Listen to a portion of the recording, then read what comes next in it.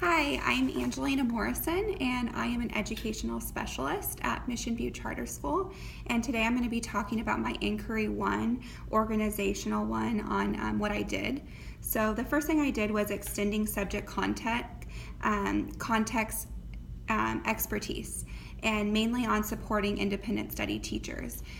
So although I've been with the company for about 3 years, I'm still trying to improve on how I can best support students at an appointment time with various things that they need to do, as well as support the general education teachers, and try to help students within the 2 hours that they're with me, and at the best I can, and to get the most content in and get all the signatures and everything that they need. And sometimes that can be overwhelming as a new teacher. The first thing that I did some research on was setting up a routine. So establishing a schedule will allow students to feel less frustrated and confused, and provide them with a sense of where they are going and what materials they need. So I developed this checklist, and it's kind of for me to get organized.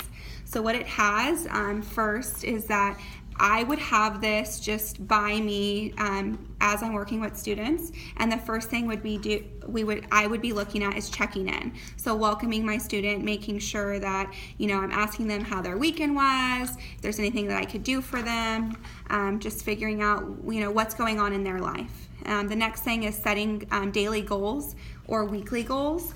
And what that would look like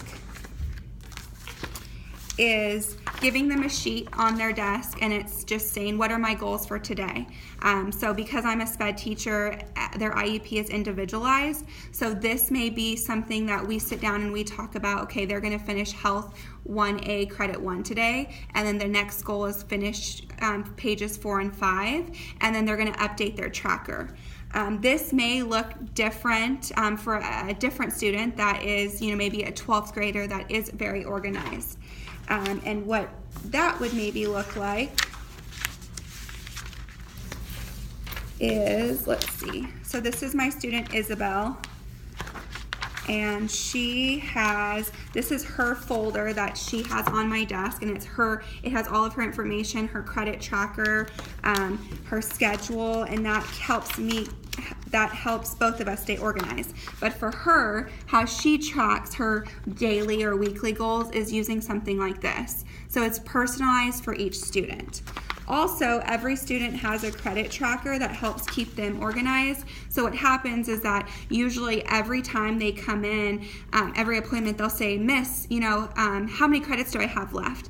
And, in your head, you want to tell them, oh, it's just one less than what you had the day before, but sometimes they don't get that concept. So having them track their credits and mark off what they turned in, what they still have, is going to keep them organized, and it's going to keep a new teacher like myself organized.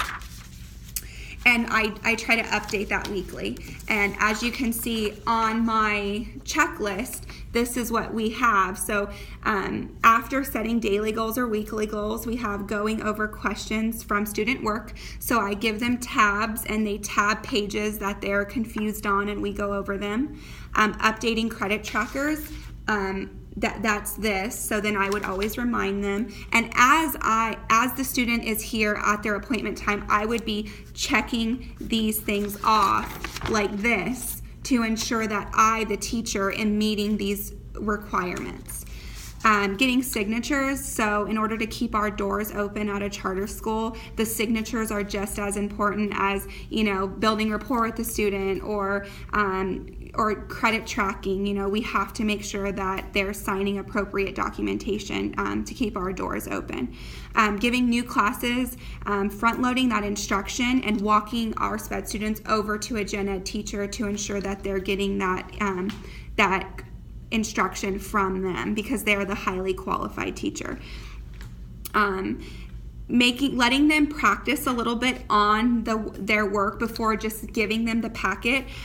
They want to just run off with the packet, but I really, as a new teacher, I want to start really reinforcing. I want you to work after we give you the instruction. I want to see that you do at least 4 to 5 pages before you just run out the door, so I know that you have a clear understanding of what is expected of you.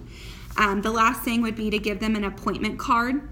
So that just says, my next appointment is the date, the time, what is due, and my contact information just in case they need me.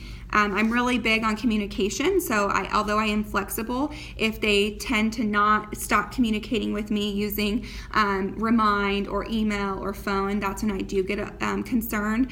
But if they are sick or there's something going on, I am very flexible, as long as they're letting me know. And then due dates on all assignments. So my first year as a teacher, I wasn't doing that, and my credit completion was really low, and I had to say, okay, why is that? Well, why is that is because you're giving these young kids these packets and saying, okay, like turn them in at your next appointment, but there's no date on them. It's not realistic for them. And so that leads me to my next point on SMART goals. So SMART goals, the S is for specific, the M is for measurable, the A is for attainable, the R is for relevant, and the T is for timely. So this is actually embedded in our professional skills packet, and this is something that as new teachers and myself, I need to be talking about these SMART goals with our students. If a student comes into me and they say they want to turn in this whole packet by today, well, that's not realistic, right? Or relevant to the amount of time it's going to take and effort they're going to need to put in on each packet. So that's something else. Another thing that I'm going to be doing as a SPED teacher is tracking their calendar. So on this calendar list, I would have all of my upcoming 30-day IEP meetings, my annuals, the ones that I need my psychologist to be involved in, and my triennials. And this will help keep a new SPED teacher organized anyway. The other thing that I want to start incorporating is Google Classroom. So in doing this inquiry, I learned a lot about Google Classroom. So I created Morrison's Rockstars, and you can see on the bottom there. And basically it's a way to communicate with my class. I do use Remind, but I do feel like there's so many features on Google Classroom that I would like to expose myself to. So that's a goal for myself in this new moving forward, this new semester, is to really making sure that I'm uploading assignments on Seesaw. Seesaw is another form of how SPED teachers can monitor IEP goals and making sure students are making progress.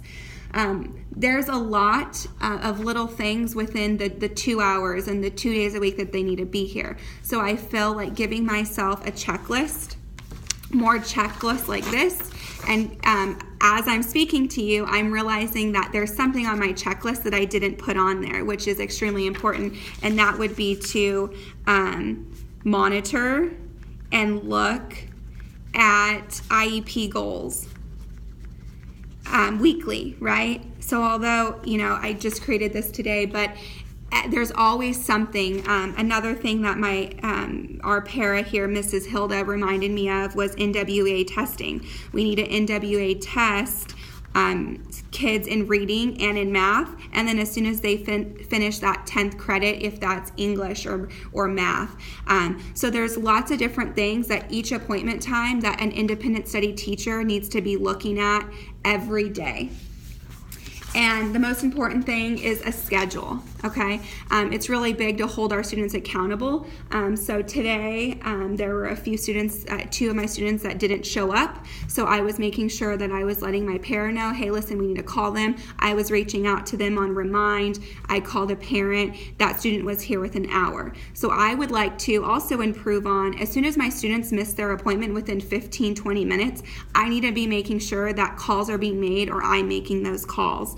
I don't want a day to go by where I just, we didn't see that student, so we'll just worry about, maybe they'll show up on Wednesday, or maybe they'll show up on Thursday. Holding them accountable, because this is teaching them how to obtain a job, how to keep a job, and really how to be a good adult in society.